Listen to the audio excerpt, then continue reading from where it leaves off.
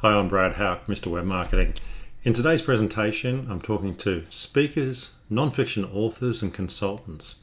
Hopefully this will help you on your journey moving forward. We're going to look at leveraging your knowledge so that you stop trading your time for dollars. Let's start with a little bit of a 90-day review. I'd like you to take a piece of paper or just jot it down on your phone, whatever you got around, what you made in the last 90 days from speaking, consulting and services like that, live training, product sales and online sales. Now, if you're like most people, it's a pretty regular sort of amount, but it does have highs and lows depending on what month. So 90 days is 3 months and that gives you a fair range. But if you have a look at that, you may notice that you have a higher percentage comes from speaking or a higher percentage comes from consulting, especially if you're a consultant. Some people have product sales and live training money, but if you would look at those as a whole, you probably don't have an even spread. So we're going to have a look at some things around that today and see what we can do to actually improve the spread and the streams of income that you have. Now, change can come when we least expect it. And this is a pretty important thing to understand, especially considering the environment around us at the moment. Currently, we're facing the COVID-19 virus, and we're seeing the flow-on effects of that just starting, and they're bound to get a lot worse. But what if it was just normal times? What if it was just business as usual? What would happen to your business if you got hit by a car and you ended up like this, in a hospital, wrapped from top to bottom? Would your business survive? How about if you ended up unable to work indefinitely? Even 30 days for many people would cost them their business. How much would you make from each one of those things we looked at previously? How much would you make from speaking, consulting and services, live training, product sales and online sales? If you're mainly relying on one stream of income, such as speaking, for example, that's going to drop off pretty quickly if you're in a hospital plastered from top to bottom. The same with consulting, because 99% of that is done face-to-face or one-on-one. And it's very difficult to do that when you can't operate even a keyboard. Live training, same thing applies. Now, if you do have product sales and online sales, that may be able to keep you going. But in my experience, most people don't have very much of that. So, how long can you survive? Well, that's only a question you can answer. But to be honest with you, based on my experience with other businesses and even my own business, most people can survive around 90 days, absolute max. After that, they're going to be dipping into their savings or relying on their partner, if they have one, to keep income coming into their household. Hopefully, you're in a better situation than that, and what I'm talking about doesn't apply to you as much. So let's face it, change is unavoidable and you need to prepare for it. Why do I say that? Because it's just the facts. No matter what you do in this life, you're going to face change. Now, in my world, if I'm not in front of a computer or working with someone and building a business online, I'm a volunteer firefighter, and most people know that about me. And there's a picture of my truck or our truck, depending on how you look at it. And this is out at a dam one day. We're filling up with water, quietly enjoying the view after having done some work on one side of the fire. We went inside to get some lunch and we got sent out to investigate a call saying, oh, there's fire near the edge of the road where there shouldn't be. So we get there and we found a little area of fire that wasn't too bad and we put that out and that was all very well. Now, a couple of minutes after that, we looked further up the road and we discovered that things had changed rather drastically further up the road. It appears that the fire had just jumped the containment lines, no one knows where from, and it was racing off into the grass. So we've gone from sitting there, filling up our truck, having a laugh, relaxing, to suddenly facing this, where we've got a raging grass fire with a very strong wind behind it, taking off through the grass. And this is helmet cam footage. As you can see, it's moving along quite nicely and it's got quite large rather quickly. Now, obviously we tried to attack the fire, but it grew so quickly that it got to the point where we no longer could control it. And within about 10 minutes, this is the fire that we faced. It was now moving at up to 300 meters in 5 minutes. being smashed along by the wind. So, as I said, in my world, I've got the online world and I've got the offline world. My world is all about change, and I'm well aware of how quickly things can change. But you never know what the next minute's going to bring. I'm sure that all of us woke up a month ago without thinking we'd be here today, whereby we've got whole countries shut down and airlines shut down and people self-isolating and all sorts of things going on. We don't know what tomorrow's going to bring. And the problem is that most people don't prepare for change. And they don't think about what might happen. They're too busy dealing with what is happening at that time. Now, I've made many fatal mistakes in business, but I'm not dead. I'm still learning and I'm still around, and so can you. So don't worry too much. So what have I done wrong? Well, my first real big site was lesson plans. And I sold a lot of lesson plan books to teachers all around the world, and that's how I got into online marketing. But over the years, I let it just ease off. Instead of focusing on it and keeping building it, I actually let it drop away, which was silly because I lost that passive income. I then built a site called Success Certificates, and I had 110,000 members at one stage. But over time, there was more competitors came into the market, and I made the silly mistake of handing over control of that site to someone else who completely messed it up and killed it with Google. Now, that was my fault. I'd built that site. I was the one that had it at 10,000 visitors a day and those sorts of things. But handing over control to someone without really checking out the qualifications first cost me very, very dearly, because those memberships were worth a lot of money. I then went on to write a $1 Billion Blueprint, which is a great book, and I ran courses around that. And lately I've launched a podcast. So the point is that, yes, I've done some things wrong, but it didn't stop me moving forward. I kept working on what I was doing and leveraging what I knew to grow the business that I have today and the range of income streams that I run. So how can you avoid my mistakes? Well, that's a really, really good question. You need to focus in on what's working, get to know your market and your audience, and grow your market before things change. So, number one, the PPPPP, prior planning, tongue-tied. Prior planning prevents piss poor performance. Now, we all know that one, and I couldn't get it out at all then. But the fact of the matter is that we do need to plan up front. We need to do our research. We need to understand our audience. Who is it that we're actually working with? Who are they? Where are they? When are they there? And why are they there? What are they looking for? Your audience is the most important part of a business, and yet people tend to think it's all about their services, but it's not. It's about understanding your audience and understanding what their problems are and how you can solve them. Second thing, speed to market. How fast can you produce something and drop it on the market compared to someone else? Can you produce a course in 7 days? Can you write a book in 6 months? Or could you take 2 years to do it? The faster you can get it done, the quicker you can get it to market. And if you can get to market and get selling, you can start making money. And thirdly, I believe that profitability is a key factor here. If you do something, you're only getting 10% profit out of it. That's a lot of work just to make 10%. What if you get 100% or 1,000%? The fact of the matter is, if you build a leveraged business and you take advantage of the opportunities of digital products and the digital world, being able to reach further than what you would normally, you can get this sort of profitability out of a product. So number 2, we had prior planning, okay, understanding our audience, working with speed and producing products, etc. Number 2 is multiple streams of income. It's really, really important. How quickly can you grow your income? People only partially use the resources that they've developed.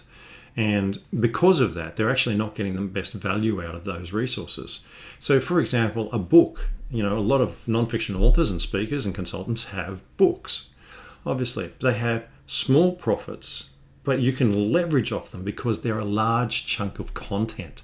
And that content takes time to get out of your head. So having written a book, there's so much you can do with that. Membership sites are fantastic because you have regular income coming in and you have centralized management. In other words, rather than having 50,000 products, you put all your products in one place and you charge a membership. Why? Because then everybody's in there together. You don't have to write another course and do this and sell that. You just keep selling people in the membership and you tell them, you'll get this course and you'll get that course. And oh, look, I've written a new course for the members, etc. It does make it a lot easier to run a membership. Online courses, big profits, and you can build them within 14 days. It's not that difficult. It's up to you. Yes, there might be a little bit of a steep learning curve at first, but if you can use a video camera and you can find someone to cut the videos, they don't have to be fancy. And this is the mistake most people make, is they think that everything they do has to be television quality, and that is not correct. What it has to be is quality content that people can apply quickly and improves their life. They're paying for a solution to a problem you're giving them. It doesn't matter if it's pretty, as long as it works. And there's big profits in those. You can spend an hour in front of a video camera and sell it for $1,000 if the information is valuable enough. So leveraging and making multiple streams of income is one of the keys to taking care of yourself and your business when change happens. And also, you need to start building an endless lead stream. What do I mean by that? Well, I mean, you need to start bringing people to your website so that you can sell them. You need organic traffic, which is what we commonly call SEO, search engine optimization. In other words, showing up in the search engine so that you drag traffic when people search for a particular topic to your website.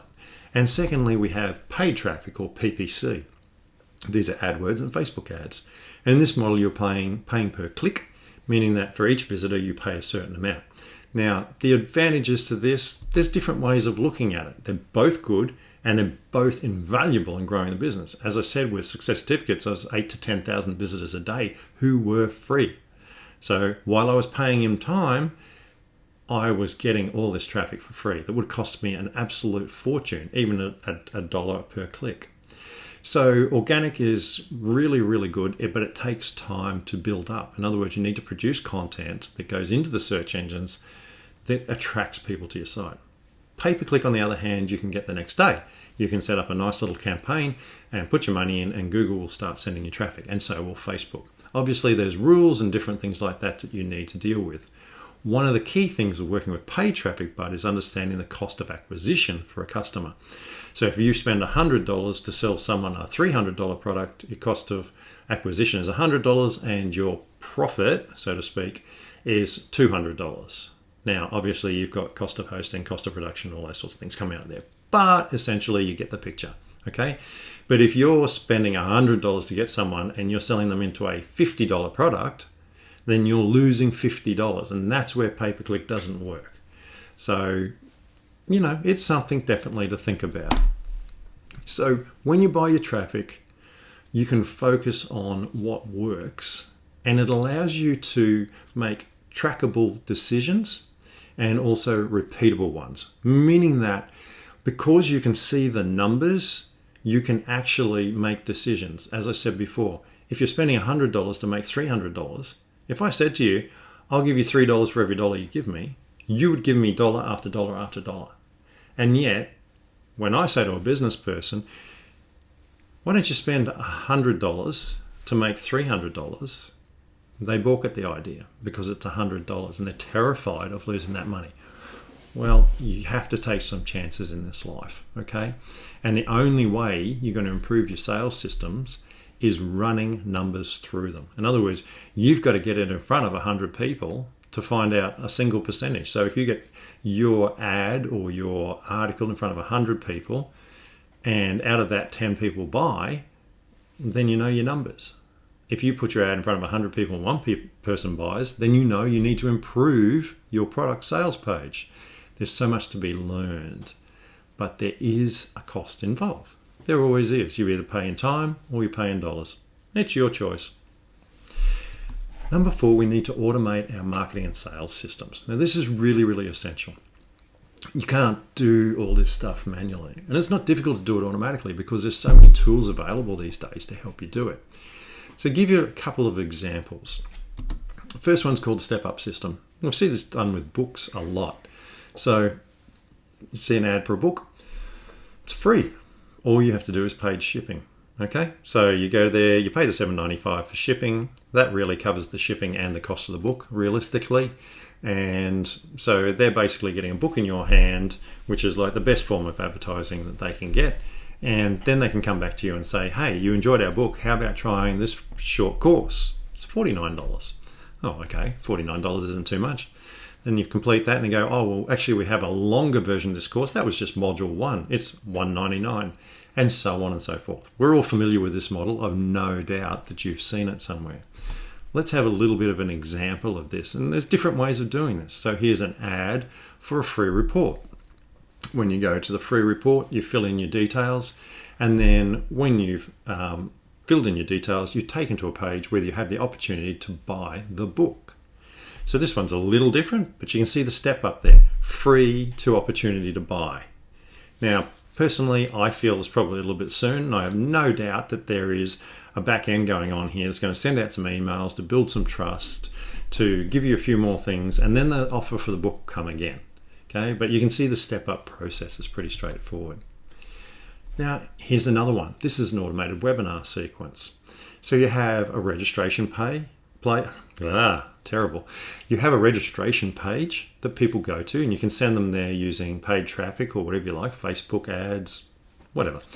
They go there and they fill in a form and they have a choice to watch it at a certain time. They watch it at a certain time, or they watch the webinar. Once they watch the webinar, they then have the opportunity to buy. So they go through to the sales or for the course or a membership or whatever it is, and they have the opportunity to buy. Now, this can be done live, or using software, you can run these automatically so that the webinar is running every hour or every twice a day or whatever it happens to be. I think the key thing to remember here is some people don't like this method because they feel it's like lying. If you say to people it's a pre-recorded webinar, you're not lying. And most people understand that anyway. So that's an automated system. You don't have to do anything but push traffic into the registration page and work with people when they come out after paying at the other end. So it's a nice, simple system. So the question I get asked is, does this work in real life? Because we see this stuff bandied around on online all the time and about how easy it is to do. And well, I'll tell you now, it's not easy. It takes a bit of work. There's no doubt about that. But it's not too hard to do these days with the tools that are available. So here's a little live example of a case study that I did. In fact, it was my ad, my product. I ran a Facebook ad with a small budget. There was a little video ad, so I recorded a little video, put it up on Facebook. It then took people to a page where they could sign up for a webinar. It was a live webinar. It was 45 minutes of teaching, okay? So even if people didn't want to buy at the end when I made the offer, and I did tell them there was going to be an offer at the end, that they could at least learn something and go back and apply in their business. If they wanted to buy, they could, and then that sold people into my online course, which is called Virtually Famous, which is a 5-step program to teach people how to market online. And that's still available, by the way, but this is the system that I use. So here's an example. Here's the Facebook ad. I spent $44.09. I reached 930 people, and that's the ad there. Hi, I'm Brad, etc., and the video for them to watch. Then it brought them to a page whereby, I'm speaking, and this is the page, etc. We won't spend too much time on that. I think you've seen enough of me already. Which then took them to this sign-up page. Now, that video that you saw then was on this sign-up page. They then went to the webinar, and I used Webinar Ninja because I like Webinar Ninja, and I've had a membership there for many years to do the webinar, and it was live in this case. At the end, I made the sale, and the sale was for the course. It took them to the course page on the course site hosting, and they handle all the money and all that sort of stuff, so I don't have to handle all the payments. And then people go in and they start the course. So it's nice and easy. It's all completed, all ready to go and prepared up front. Well, no, actually it wasn't. What I did was I did the webinar each week, and then I loaded the webinar for each week into the course section. So I sold the course, I allowed for people to join, and then I delivered the course live and then put the recorded course into the course management system, and that way people could log in anytime and watch it. So you don't have to create the product up front. You can actually just do the sale and then create it on the fly once you've done. People understand that.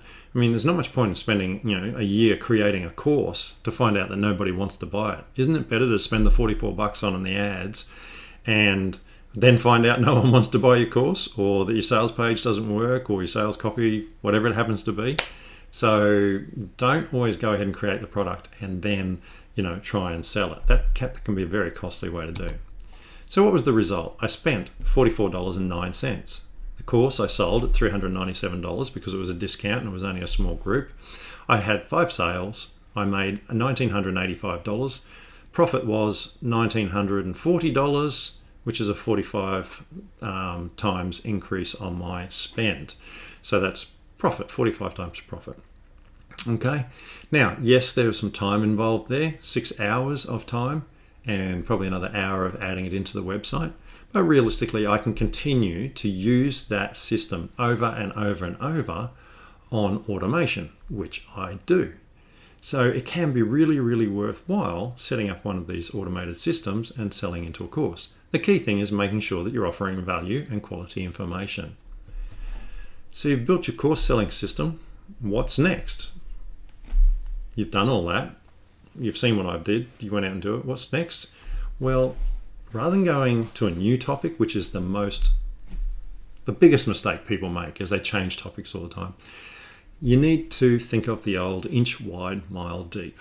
Okay? Once you've got people signed up, there's so much more and so many ways that you can deliver content to them to help them learn more. One of the things I love to do is repurpose the knowledge. So the information in the course or the book, whatever it happens to be, can be laid out in different ways. You can create a course from the book, which we already know. We can create micro courses where we teach one tiny little chunk of information and deliver it that way. We can do audio books, we can do podcast series, we can sell, newsletters, magazines, resource directories, private label rights, products. There's so much more that we can do with that one chunk of information we've created. And this is where we get the leverage that we've been looking for. Great example, the book, Book Yourself Solid, one of my favorite books. Michael Port has released the Book Yourself Solid Illustrated, the app, and then he has the course, of course, for Book Yourself Solid, and you can actually become a certified coach. So you can imagine that if you just keep working on that one product and growing it and repurposing the information, you can actually create a very, very large business. The problem is most people go, well, I sold the book and I sold the course and that's it. It's time for a new product. Everybody needs a new product. What they don't realize is that you've only touched a tiny, tiny percentage of the market. You haven't really reached anybody. You've only reached the first layer of people or that have seen your ad. That could be such a tiny, tiny point of the market. What about all those people overseas that have never heard about you? How much further could you take your advertising? How much further could you grow that concept? If it was good enough to help the people that you've already helped, isn't it good enough to help everybody else? Well, the answer is yes, of course. Another example, we've all seen this one, the E-Myth. We have the E-Myth, we have the E-Myth course, we have templates, we have the audio books, we have all sorts of courses and things available. So it's not just a case of creating one thing, it's all about taking that and then leveraging it further and further and further again and pushing it further into the market, sticking with that inch wide, mile deep. Just keep driving forward. Most people give up after they do the first thing. So, what would happen if you got hit by a car and you ended up in hospital not being able to do what you do? It's a pretty serious question. Don't wait until you're Don't wait until you're starving, okay? Put aside a small budget. Record a small course if you want to start there. Okay? You can do it from your book, speech, or even a consulting session that you do as a consultant. Run some ads, perfect your funnel, and then build on top of that to build it into a huge system. If you haven't written a book, write one. Okay? You don't have to do it today. Start. If you've got a book, convert it into a course. You're crazy if you don't have a course. What are you going to sell? If you're on stage and you sell a book, it's worth $20. Say you make $10, whoopie-doo. If you sell a course, you can sell $1,000. That's $1,000 in your pocket, okay? Much better business. A diary, even just an implementation diary, helps people implement what you're teaching in your book or your course. It's another $25 to $50, depending on what you want to charge for it. The audiobook allows you to reach a wider audience. You've got your book or your audiobook. If people get those, in there you can have an offer to get your course. And your course is worth $1,000 or whatever it happens to be worth. You know, it could be $10,000 if you want to charge that much for it. But don't wait until change happens. You cannot afford to. So let's review. You're not going to hit a home run every time. Okay, I haven't done it every time, but I've always seen profit in the end. So step one, prior planning, okay? Draw out a plan, research it, get to know your audience, all those sorts of things. Look at developing multiple streams of income, how you can possibly do that with the knowledge that you already have. 3, drive traffic to it, and 4, automate it so that it's done. So how can you get started today? Well, it's pretty simple. I've shown you how to do it. It's pretty straightforward. There's nothing that confusing about that. You can go online, go to YouTube and look up how to do it today if you want to. Or if you need help getting your ducks in a row and you've already written a book or you've already got a course and you don't know how to drive traffic to it, just message me. Okay, that's my mobile number there, 0430 341133. SMS me or give me a call or tag me on LinkedIn or on Facebook. You can find me on Facebook all the time in Messenger. It's the easiest way in the world to get me. And I will help you. Organize a time for us to have a chat and I will get you on the right path or I'll help you do what you need to do. I'm a business coach or digital business coach in this case, specifically working on building digital businesses. Remember, you need to leverage your knowledge.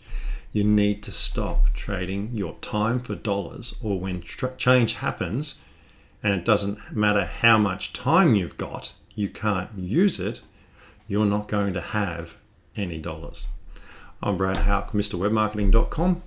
If I can help you, as I said, please hit me up on SMS or find me on social media and arrange a time to Skype and have a chat. I hope you've enjoyed this workshop. I'll catch you in the next one.